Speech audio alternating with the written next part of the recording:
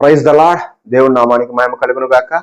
మరొకసారి మరొక వీడియోతో మీ ముందుకు రావడానికి దేవుడు ఎంతో సహాయం చేశాడు. అందును బట్టి దేవునికి స్తుతులు. మీ అందరికీ నా హృదయపూర్వక వందనాలండి. సో ఆత్మ అనే సబ్జెక్ట్ ని మనము కొనసాగిస్తున్నామండి. గతంలో ఆత్మ అనే సబ్జెక్ట్ గురించి చాలా విషయాలు మనము లేఖనాల ఆధారంగా మనం తెలుసుకున్నాము. గతంలో నేను ఆత్మ గురించి 5 వీడియోలు చేశానండి. 5 వీడియోలు మీరు చూసినట్లయితే ఈ వీడియో కూడా మీకు చాలా బాగా అర్థమవుతుంది. ఎందుకంటే ఆత్మ గురించి అనేక మంది అనేక అభిప్రాయాలు చెప్తూ ఉంటారు. కనుక ప్రతిదీ కూడా లేఖనాల ఆధారంతో ఆత్మ అనే సబ్జెక్ట్ ని నేను కొనసాగిస్తూ పొడిగిస్తూ నేను చాలా వీడియోలు నేను చేయడం జరిగింది. ఇది 6వ వీడియో. కనుక నేను గతంలో చేసినటువంటి 5 వీడియోలు కూడా నా ఛానల్లో మీరు వెళ్ళినట్లయితే ఆత్మకు సంబంధించినటువంటి 5 వీడియోలు చూసి ఈ వీడియో చూస్తే మీకు చాలా విషయాలు క్లారిటీగా ఒక ఆర్డర్ ఆఫ్ లైన్ లో మీకు అర్థం అవడానికి అవకాశం ఉంటుంది. కనుక ఈ వీడియోలో ఆత్మ గురించి మరికొన్ని విషయాలు మనం తెలుసుకునే ప్రయత్నం చేద్దాం. Praise the lord. అయితే బైబిల్లో కొన్ని ప్రాముఖ్యమైన పదాలు అనేక సందర్భాల్లో అనేక అర్థాలు అనేక భావాలు వచ్చేలా వాడతారు. అందులో ఆత్మ అనే పదం కూడా ఒకటి. ఆత్మ అనే పదము ఒకటి అయినప్పటికీ వేరు సందర్భాల్లో వేరు అర్థాలను ఇవ్వడం ఇప్పుడు మనం స్టడీ చేద్దాం. కీర్తనలు 143:4 మనం గమనించినట్లయితే, కావున నా ఆత్మ నాలో కృంగి ఉన్నది, నాలో నా హృదయము విస్మయముందెను. ఇక్కడ మనం గమనించినట్లయితే ఆత్మ కృంగింది, హృదయం విస్మయముందింది. ఇక్కడ మనం గమనించినట్లయితే ఆత్మ హృదయము అంటే హృదయాన్ని కూడా ఆత్మ అంటారు.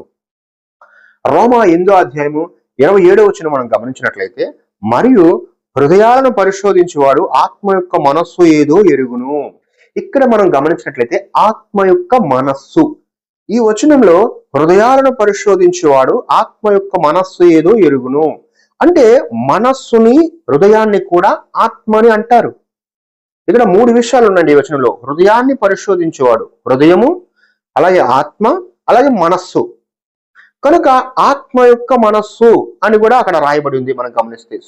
మనస్సుని హృదయాన్ని కూడా ఆత్మ అని అంటారు, అనొచ్చు. అలాగే ఆదికాండము 2:7 మనం గమనించినట్లయితే, దేవుడైన యెహోవా నేలమట్టితో నరుడు నిర్మించి వారి నాసికారంధ్రంలో జీవవాయువును ఊదగా నరుడు జీవాత్మాయను. ఇక్కడ మనం గమనించినట్లయితే జీవవాయువు జీవాత్మ అయింది. ఈ జీవవాయువు అనేది ప్రాణం. ఎందుకు నేను మాట చెప్తున్నానంటే 22వ మీరు గమనించండి.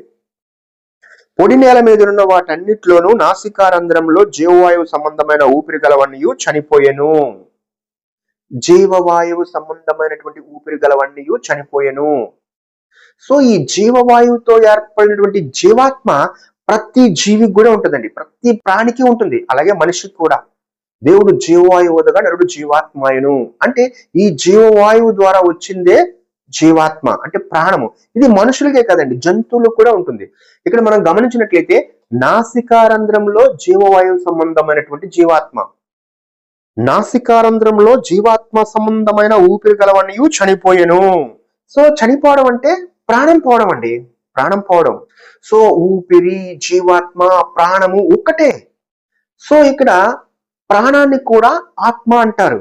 అలాగే హెబ్రీ 1:14 మనం గమనించినట్లయితే, వీరందరూ రక్షణయను స్వాస్థ్యము పొందబోవు వారికి పరిచారము చేయుటకై పంపబడిన సేవకులైన ఆత్మలు కారా. వీరందరూ సేవకులైన ఆత్మలు కారా. టోటల్ గా ఒక మనిషిని కూడా ఆత్మ అంటారు. అంటే ఒక మనిషిని, ఒక పర్సన్ మనకు కనిపించినప్పుడు ఒక ఆత్మ. చాలా మంది ఆత్మలు ఉన్నారు ఇక్కడ అంటే ఒక మనిషిని కూడా ఆత్మ అనే ఓడు ఉపయోగిస్తారు. అంటే మనస్సుని ఆత్మ అంటారు, హృదయాన్ని ఆత్మ అంటారు, ప్రాణాన్ని ఆత్మ అంటారు, టోటల్ గా ఒక మనిషిని కూడా ఆత్మ అంటారు. నిర్గమ 28:3 మనం గమనించినట్లయితే, అహరోను నాకు యాజకుడగునట్లు నీవు అతని ప్రతిష్ఠించుదువు, అతని వస్త్రములను కూర్చుటకై నేను జ్ఞానాత్మతో నింపబడిన వివేక హృదయులందరికీ ఆజ్ఞయము. ఇక్కడ మనం గమనించినట్లయితే అహరోను వస్త్రాలు కుట్టడానికి జ్ఞానాత్మతో నింపబడిన వారు కావాలి. అంటే ఏదైనా ఒక స్కిల్, ఒక టాలెంట్, ఒక ప్రతిభ, ఒక ఆర్ట్, ఒక విద్య, ఒక నైపుణ్యత ఉంటే దాన్ని జ్ఞానాత్మ అంటారు. అంటే ఒక ప్రతిభని. అక్కడ అహరోను వస్త్రాలు కుట్టడానికి జ్ఞానాత్మ కలిగిన వారిని నియమించారట. అంటే ఇక్కడ టోటల్ గా మనం గమనించినట్లయితే ఒక టాలెంట్ ని, ఒక ప్రతిభను కూడా ఆత్మ అని బైబిల్ ప్రకారంగా అంటారు. సో బైబిల్లో ఆత్మ అని ఉంది కాబట్టి కంప్లీట్ గా ఆత్మ అంటే ఒక విషయానికి సంబంధించింది అని కొన్ని అర్థాలు వచ్చేలా అర్థం చేసుకోకూడదు. ఆత్మ అనే ఒక పదము అనేక సందర్భాల్లో అనేక అర్థాలు, అనేక భావాలు, అనేక విషయాల గురించి ఒకే ఓడు రాయడం జరిగింది. సో ఆత్మ అనగానే మనము కంప్లీట్ గా ఒక విషయం గురించి మనం నిర్ధారణ కాకూడదు. ఎందుకు నేను ఈ మాట చెప్తానంటే, ఆత్మ గురించి చాలా విషయాలు నేను గత 5 వీడియోల్లో చెప్పడం జరిగింది. ఇప్పుడు కూడా చాలా విషయాలని ఆత్మ అంటారు పర్యాయ పదంగా. సో ఎందుకు నేను ఎక్స్ప్లెయిన్ చేస్తున్నానంటే, ఆత్మ అనేది కంప్లీట్ గా ఒక వెర్షన్ కి సంబంధించింది కాదు. సో ఆత్మని అనేక చోట్ల దేవుడు వాడుకున్నాడు. అనేక విషయాలకి ఆత్మ అనే వర్డ్ ని యూజ్ చేయడం జరిగింది. అందుకే నేను ఈ విషయాలన్నీ మీకు తెలియపరుస్తున్నాను. సో దేవుడు ఆత్మ గనుక అని వాక్యం ఉందండి. అంటే ఆత్మ అంటే దేవుడు, అంటే దేవుడికి కూడా ఆత్మ అనే ఓడు వర్తిస్తుంది. ఆత్మ అంటే దేవుని శక్తికి కూడా వర్తిస్తుంది. ఆత్మ అనే ఓడు దేవుని శక్తికి కూడా వర్తిస్తుంది. ఆత్మ అంటే బ్రెయిన్ లో వచ్చే తలంపులు, ఆలోచనలు, ఊహలు, దీనికి కూడా ఆత్మ అనే ఓడ్ని బైబిల్లో వాడడం జరిగింది. సో ఆత్మ అనగా హృదయము, మనస్సు. సో హృదయానికి, మనస్సుకి కూడా ఆత్మ అనే ఓడ్ని కొన్ని సందర్భాల్లో వాడడం జరిగింది. అలాగే ఆత్మ అంటే ఊపిరి, ప్రాణము. సో ఈ ప్రాణాన్ని, ఊపిరిని కూడా ఆత్మ, జీవాత్మ అని వాడడం జరిగింది. అలాగే టోటల్ గా ఒక మనిషిని కూడా ఆత్మ అనే పదాన్ని ఉపయోగించి ఒక మనిషిని కూడా మనము ఐడెంటిఫై చేయడానికి బైబిల్లో మనకి వాక్యాలు ఉన్నాయి. అలాగే ఒక ప్రతిభని, ఒక స్కిల్ ని, ఒక టాలెంట్ ని, ఏదైతే ఒక మనిషికి ఉన్నటువంటి ఒక నైపుణ్యతను కూడా ఆత్మ అని సంబోధించడం జరిగింది. జ్ఞానాత్మ, ఏదైనా ఒక విద్య, ఒక టాలెంట్ ఉందనుకోండి, ఆ వ్యక్తి జ్ఞానాత్మ కలిగిన వాడు అని బైబిల్లో మనకి జ్ఞానాత్మ అంటే ఆత్మ అనే స్కిల్ కూడా, ప్రతిభకు కూడా ఆత్మ అనే వర్డ్ని ఉపయోగించడం జరిగింది. సో ఒక పదాన్ని బైబిల్లో పలు సందర్భాల్లో పలు అర్థాలు వచ్చేలా రాయడం జరిగింది. సో ఒక పదాన్ని మనము లోతుగా అన్ని గ్రంథాలని పరిశీలన చేసి 66 గ్రంథాలలో ఏ అర్థాలు వస్తున్నాయని పరిశీలన చేస్తే గానీ ఒక విషయంలో మనకి క్లారిటీ రాదు. సో ఇది మనం గమనించాలి. కనుక ఒక చోట మనం ఒక మాట తీసుకొని అక్కడ వచ్చే అర్థాన్ని, సో ఈ పదానికి ఇదే అర్థం అని మనము దానికి స్టిక్ అయిపోకూడదు. సో చాలా విషయాలు మనం పరిశీలన చేస్తేనే దాని యొక్క ఆంతర్యం మనకి తెలుస్తుంది.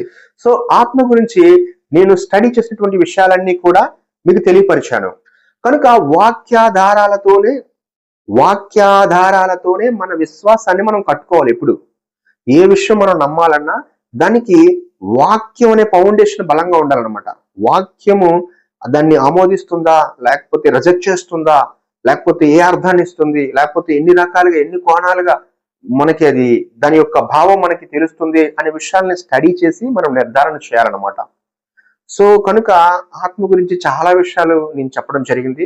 సో ఆత్మ అనే ఒక పదము అనేక సందర్భాల్లో అనేక అర్థాలు వచ్చేలా బైబిల్లో రాయడం జరిగింది. కనుక ఆత్మ గురించి చాలా విషయాలు మీతో పంచుకోవడానికి దేవుడు నాకు సహాయం చేస్తున్నాడు. అందుని బట్టి దేవునికి స్తుతులు. కనుక ఎవరైనా సరే ఆత్మ అనే సబ్జెక్ట్ గురించి తెలుసుకోవాలనుకుంటే ఖచ్చితంగా దేవుని సత్యవాక్యమైన ఛానల్లోకి వెళ్ళి మీరు ఆత్మకు సంబంధించినటువంటి వీడియోలు ఇంచుమించు 6 ఉన్నాయండి. సో అవన్నీ చూసినట్లయితే కొంతవరకు మీకు నాలెడ్జ్ వస్తుంది. ఎందుకంటే దేవుడి కృపను బట్టి, దేవుడి ఇచ్చినటువంటి ఆలోచనను బట్టి సో బైబిల్ చదివి కొన్ని విషయాలు మీకు తెలియపరిచాను. కనుక ఒకవేళ ఈ ఆత్మ అనే సబ్జెక్ట్ విషయంలో నేనేమన్నా తప్పుగా అర్థం చేసుకుని చెప్పుకుంటే ఖచ్చితంగా మీరు కామెంట్ లో తెలపండి. ఒకవేళ వాక్యాధారాలతో తెలపండి. ఒకవేళ నేనేదన్నా తప్పుగా నేను ఈ ఆత్మ అనే సబ్జెక్ట్ గురించి చెప్పినట్లయితే ఖచ్చితంగా నేను సరి చేసుకోవడం జరుగుతుంది. కనుక నేను ఇచ్చిన ప్రతి విషయాన్ని కూడా రెఫరెన్స్ తో పాటు నేను ఇవ్వడం జరిగింది. కనుక ఈ మాటలన్నీ కూడా మనందరి వినికిడిలో దేవుడు దీవించును గాక.